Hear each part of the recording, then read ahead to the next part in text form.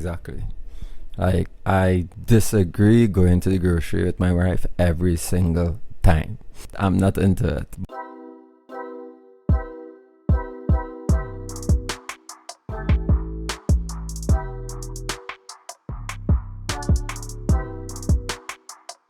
Hi family, welcome back to another heart-to-heart moment on Pillow Talk. I'm Liz, your soul sister, with a soft voice and deep questions. And I'm Alex, your realist with a tender side. We're just two hearts learning how to love better, live better, and talk better. Ooh, talk better. That's exactly what we are diving into today. Yep. Today's question is, what does healthy communication actually look like? I love this one because let's face it, communication is everything. It's the heartbeat of every relationship, whether it's your spouse, your children, your family, your boss, or even your best friend. And yet so many of us are talking but not really communicating. So grab your pillow and let us chat. So babe, when you think about healthy communication, what's one you've learned the hard way? Well, I've learned that timing matters just as much as tone. You can have the right message, but if it's at the wrong moment, it falls flat or causes damage. It's how you say things when you say things. Exactly. Communication isn't just words. It's also awareness, knowing when to speak, when to listen, and when to pause.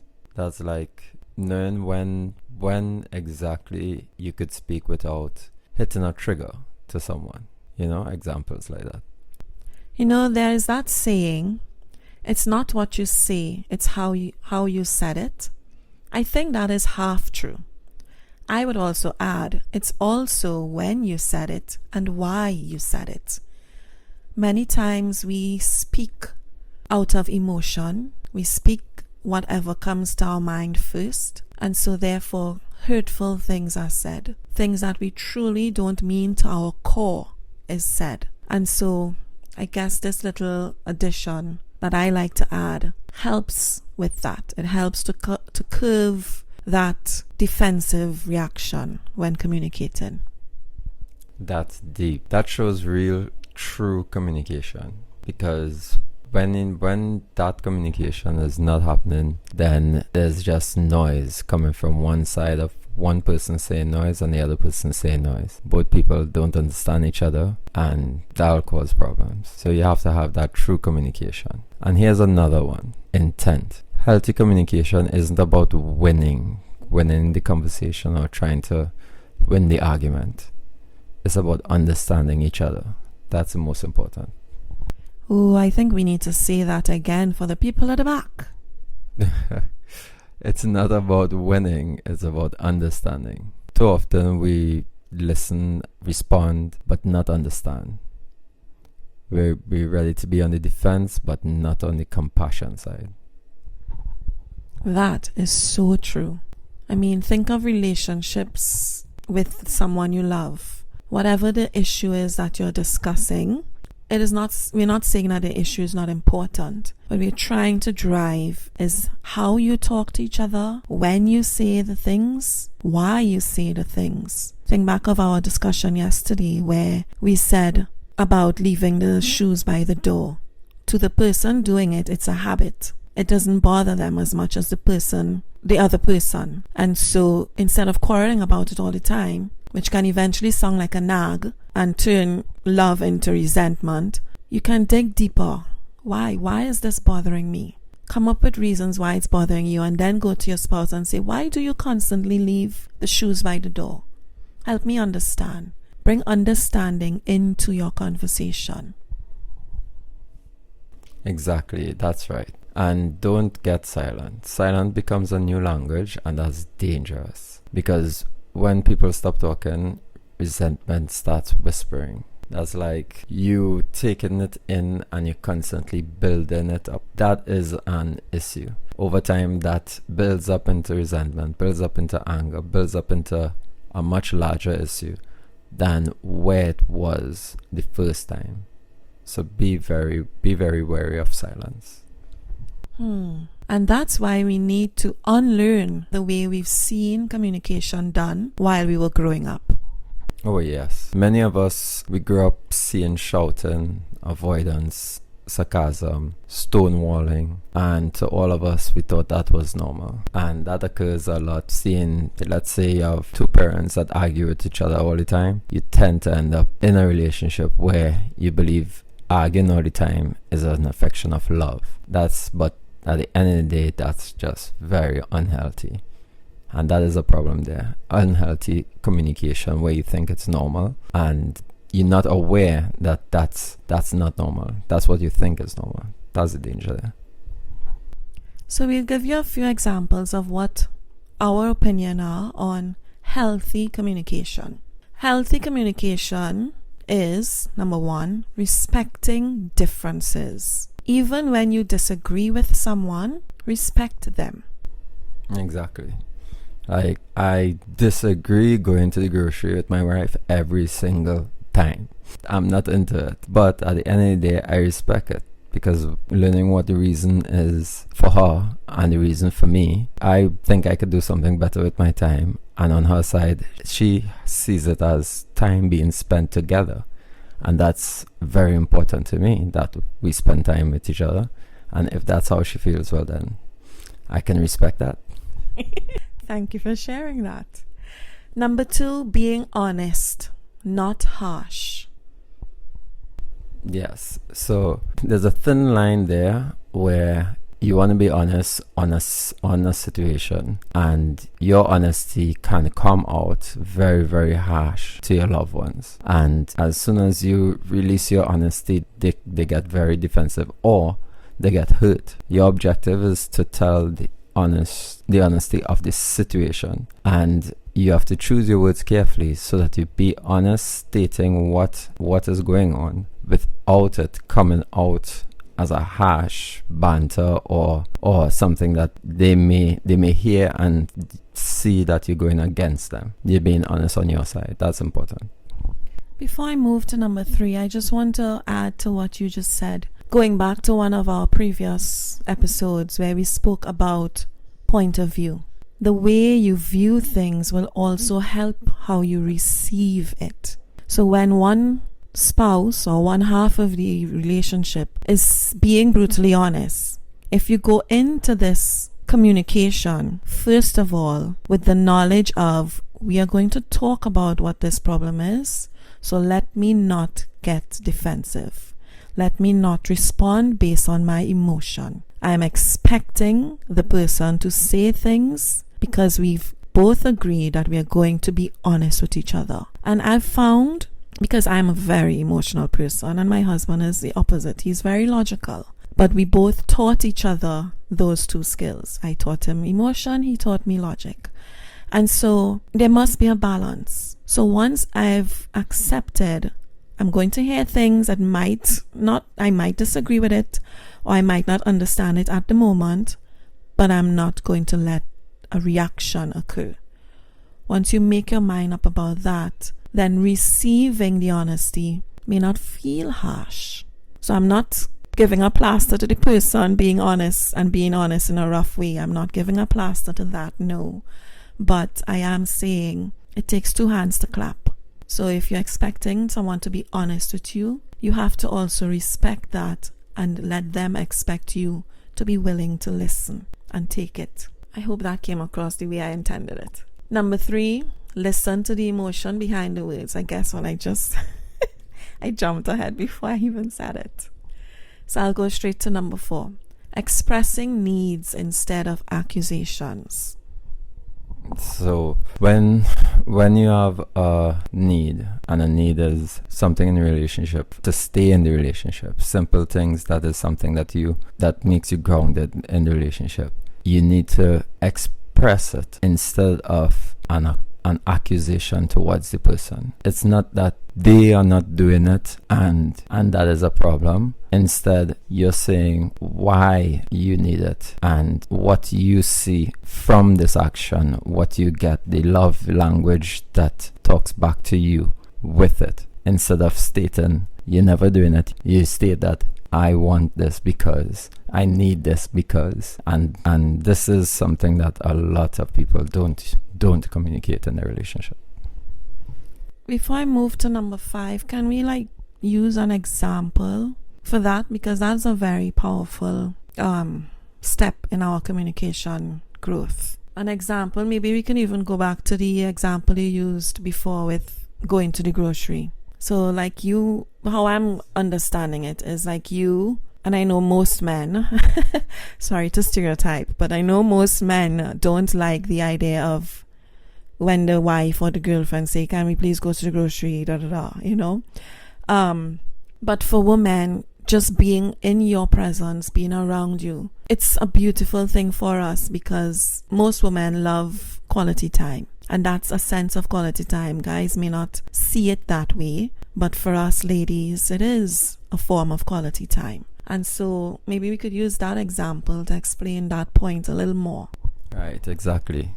So, for example, if you're a person that when you go into the grocery, you want your loved one to be there, and there's an issue in the relationship, you don't state in the relationship, you never go to the grocery with me, you never do this with me, you never do that with me, and pushing the conversation based on what you never do. And you start a conversation with that, it ends the conversation already on your partner's side. It creates defensive walls, it creates issues. Instead of doing the accusation step, you start pointing out reasons why to your loved one, why you want to go with them, how it makes you feel when you go with them, why love is increased on your side, on their side when you go with them. That is the proper way to express that communication.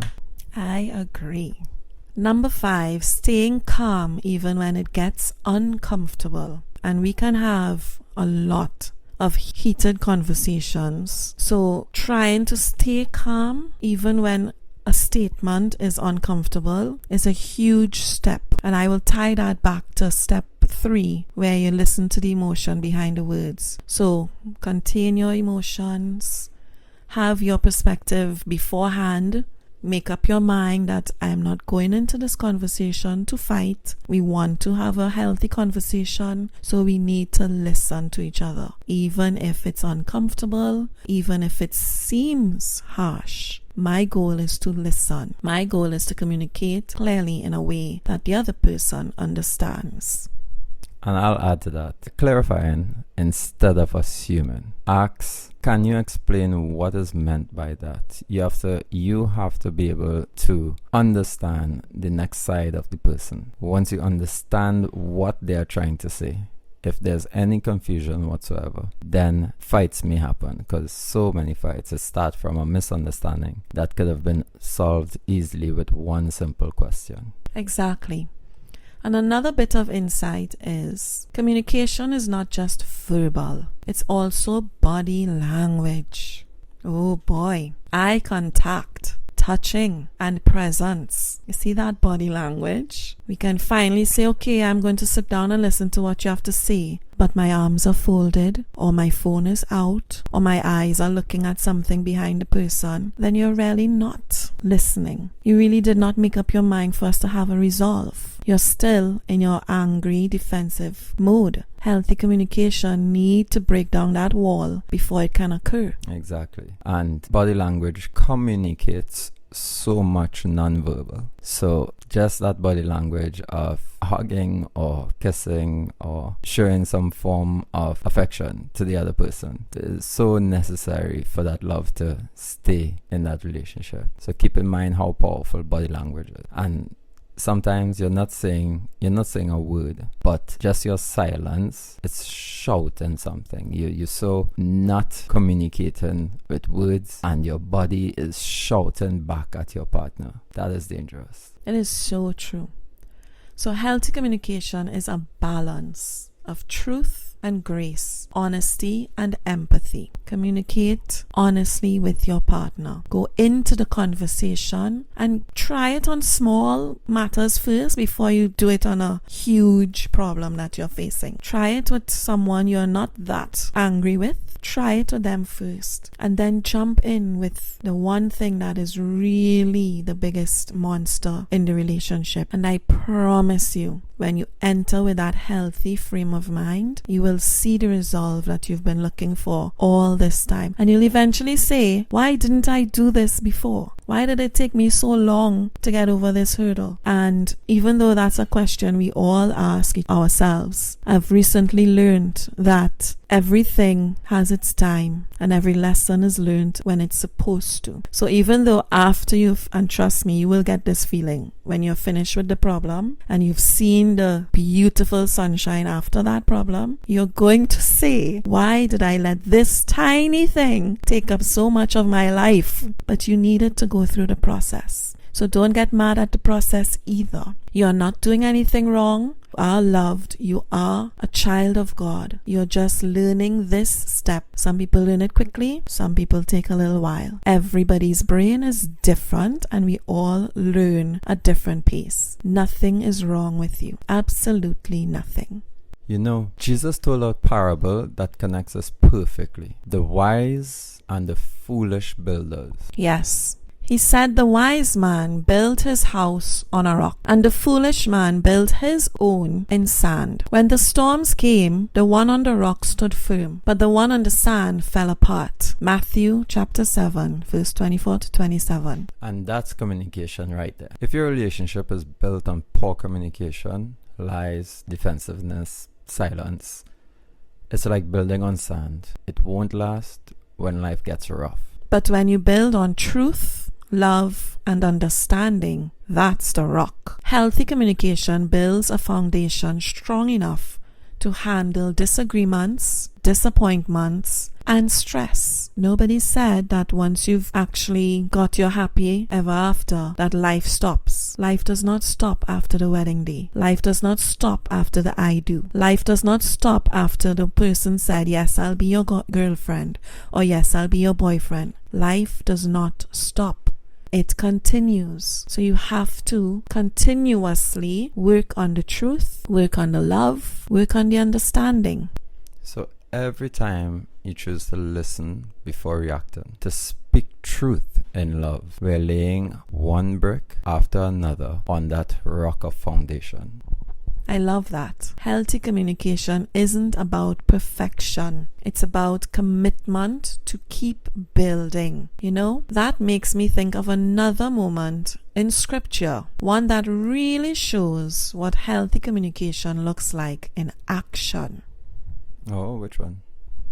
The story of Jesus and the woman at the well. Because while the builder's story teaches us about foundation, this one shows us how to build, word by word, heart to heart. Ah, yes. John chapter 4. That's the story that hits deep every time. Right. Because here's this woman coming to the well in the middle of the day alone, trying to avoid everyone in town. That says a lot. She is carrying shame, hurt, rejection. She had been through 5 marriages and was now living with a man who wasn't her husband. Yes, she had every reason to hide, and yet Jesus met her right there. And what's powerful is how he spoke to her. He didn't start by judging her or exposing her. He started with a question. Will you give me a drink? Exactly. He opened with connection, not condemnation. He didn't lecture her. He talked with her. He listened. He asked questions. He drew her into a conversation, because no matter what wrong we've done in our lives, and we all have done wrong, because we are humans, we sin, but some of us, or all of us, have that one thing inside that was so atrocious it brings shame when we think of it. We bring a stronger feeling of guilt. Does that mean God loves us less? Of course not. Of course not. And if God, who is the creator of it all, can look past that shame that we hold on to so powerful, why can't we do it for others? We are all human beings. We are all sinners. We have all done something that horrible that keeps us feeling that guilty. We all need to be understanding of each other. We need to drift away from this, I am in this alone, nobody understands how I feel. We need to get away from that notion. And that right there, it showed the communication begins with curiosity, not criticism. Because understand that Jesus already knew her truth, knew everything about her, but gave her the space to tell the story in her own words with that question. And when he finally did reveal what he knew about her past and her pain, he did it with grace, with forgiveness. He didn't humiliate her. He just spoke the truth with love. And what happened? Instead of running away in shame, she ran back to her village saying, "Come, see the man who told me everything I ever did." Ooh, that line gives me chills, because that's what healing communication does. It makes you not look at yourself in that guilty, shameful way anymore. It brings freedom. And when you feel that self-freedom, oh my goodness, it's like floating in the clouds. It brings freedom, not fear. Exactly. Healthy communication. It looks like seeing a person not just for their mistakes. You're being honest, you're being kind, you're choosing a connection over correction. I love that. I love Jesus, if y'all don't know by now. Jesus didn't avoid the hard conversation. And that is something that fear develops in us. When we are that shameful, the fear is even bigger. And so we avoid that conversation. But what Jesus is teaching us is don't avoid it. Find a way to make it safe. Find a way to bring love into it, to bring compassion into it. And for me, what helps me with that is a simple notion of putting myself in another person's shoe. I live most of my life like that, because when I think about how the other person would feel or react, it changes my approach. So he made it safe. That's what we need in our home, in our marriages, our friendships, all relationships, all the different forms of relationships. We need a safe space to speak truthfully without shame. That's kind of why we started pill0talk. We really wanted to share this joy that we have discovered within each other with all our friends who we see struggling in front of us, and hope that it has a ripple effect to the rest of the world. Because it is heartbreaking to see beautiful relationships fall and fail because of something small as lack of communicating properly.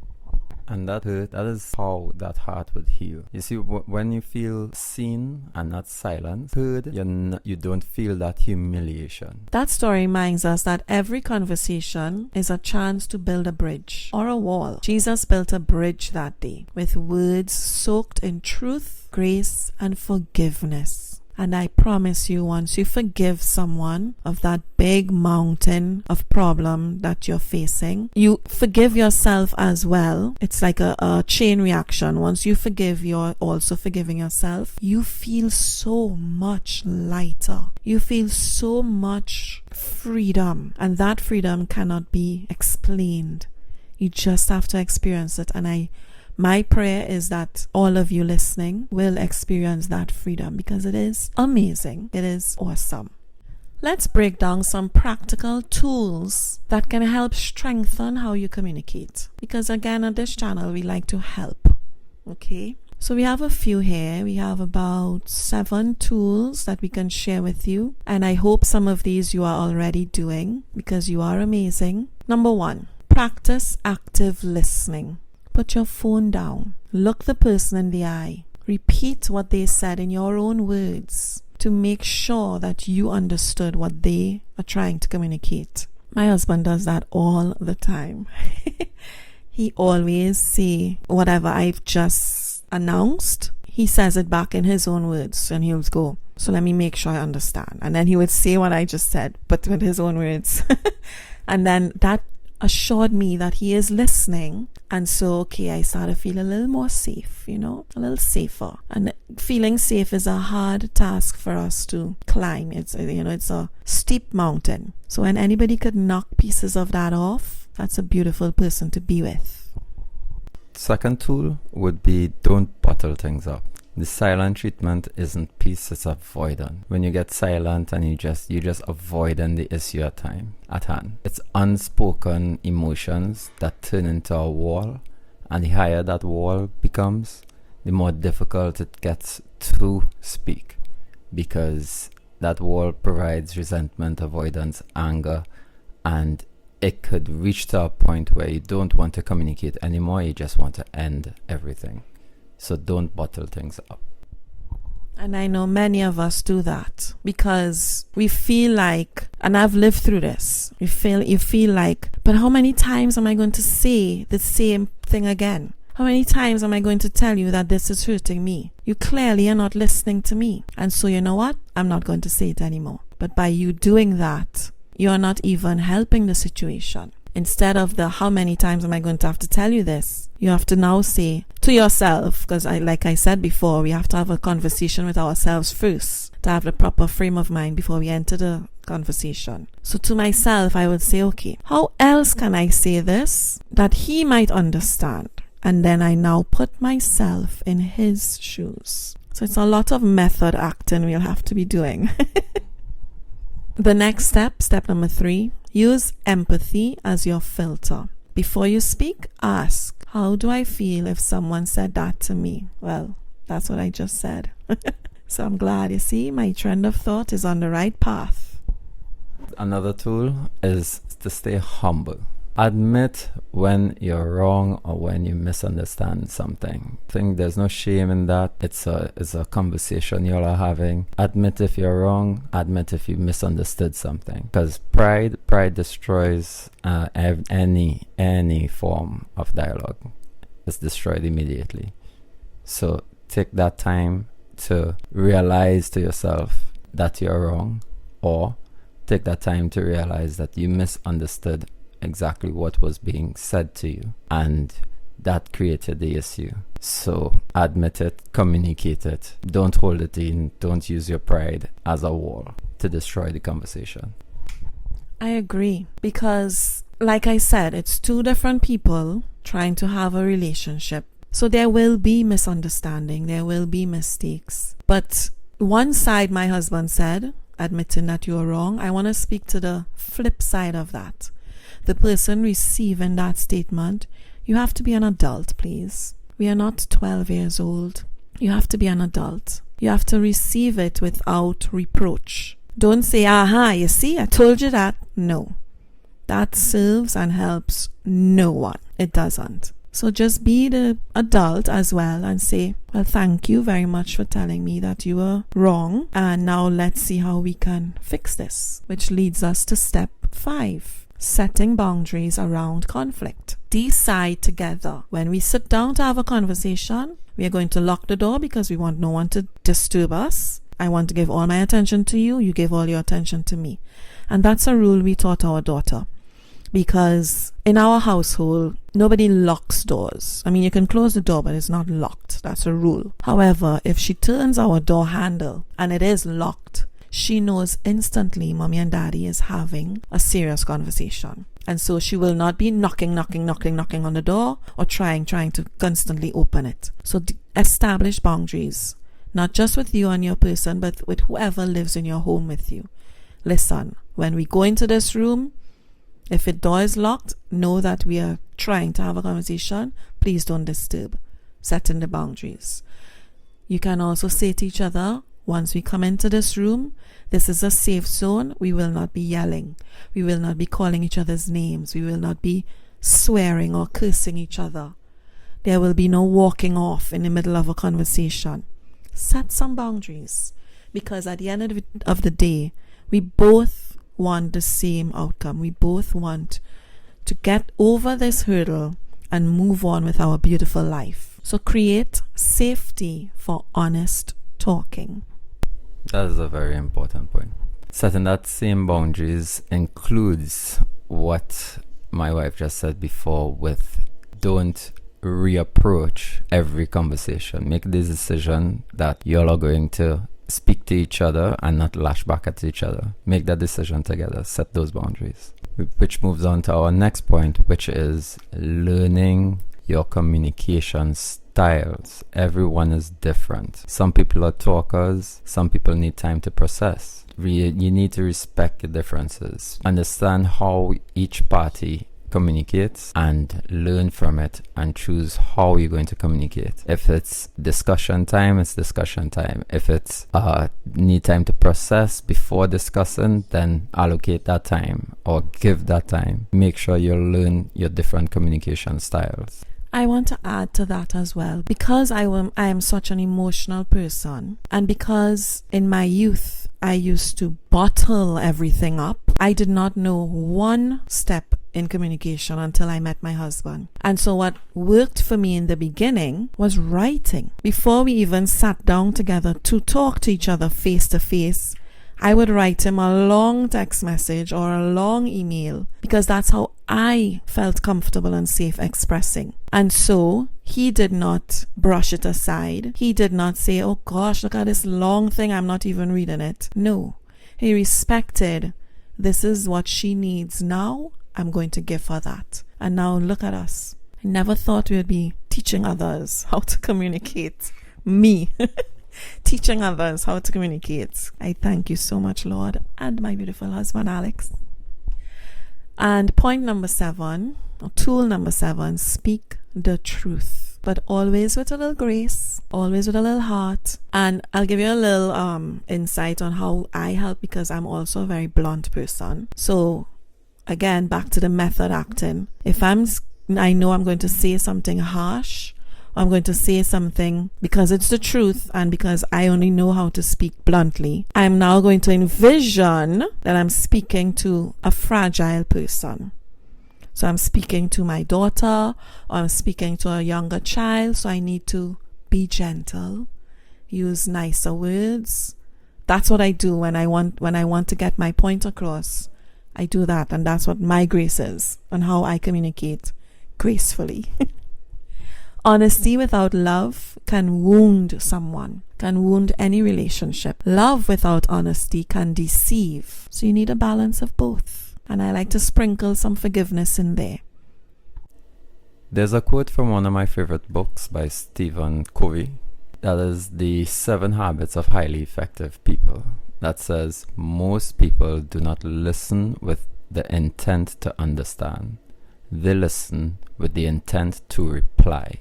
That one always hits hard, because it reminds us real communication starts with real listening. And I'll just tie that back up to what we were saying earlier. Set your frame of mind. I'm going into this to listen to what he has to say or she has to say. I do not want it to turn into an argument. So let me change how I'm thinking about it, how I will receive the information. I'm not going to say, but that is not me.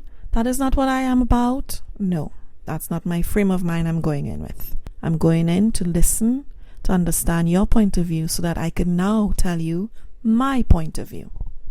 Yes, when you go into that frame of mind listening, you want to listen, you want to understand, you want to not to react. You want to open a door for healing instead of hurt. You know, communication isn't always easy, but it is possible. And healing starts with one honest conversation at a time. And just like I said, don't attack the beast first. Take smaller ones that can lead up to the beast. And that way, by the time you reach the beast of a conversation, you can sail through that conversation and come out very happy. That's right. Whether it's your friend, your partner, or even just learning to communicate better with yourself, take those small steps. It's okay to ask for help. You don't need to have to do everything alone. Better communication with yourself. I like that piece, Alex, because we also need to communicate and be honest with ourselves. Is this, yes, I love this person, but is this relationship good for me? Is this relationship healthy for me? We need to be honest with ourselves too. If tonight's conversation spoke to your heart, don't forget to like, subscribe, and share this video with someone you think may need it. Let's keep growing this Pillow Talk family, where honesty and healing meet. And drop a comment below. Tell us one thing that you've learned about communication tonight, or you're still working through. You never know who words might encourage whom. Let's take a quiet moment to breathe and say this little prayer together. Heavenly Father, teach us to speak words that bring healing, not harm. Help us to listen with compassion and respond with wisdom. Build our relationship on your truth and love, and remind us that communication is not about control, it's about connection. Amen. And something we have to always pray and ask God for: compassion, pray and ask God for wisdom, pray and ask God for understanding, because not all the time do we understand truly what someone else is going through. Here's our pillow of affirmation of the week. I choose words that build, not break. I listen with love, and I speak with purpose. Amen to that. Remember, healthy communication doesn't mean perfect words. It means a willing heart. Keep talking with kindness, keep listening with love, and keep growing with grace. This was Pillow Talk, where real hearts have real conversations. See you next time. Goodbye, my darlings. Have a beautiful day.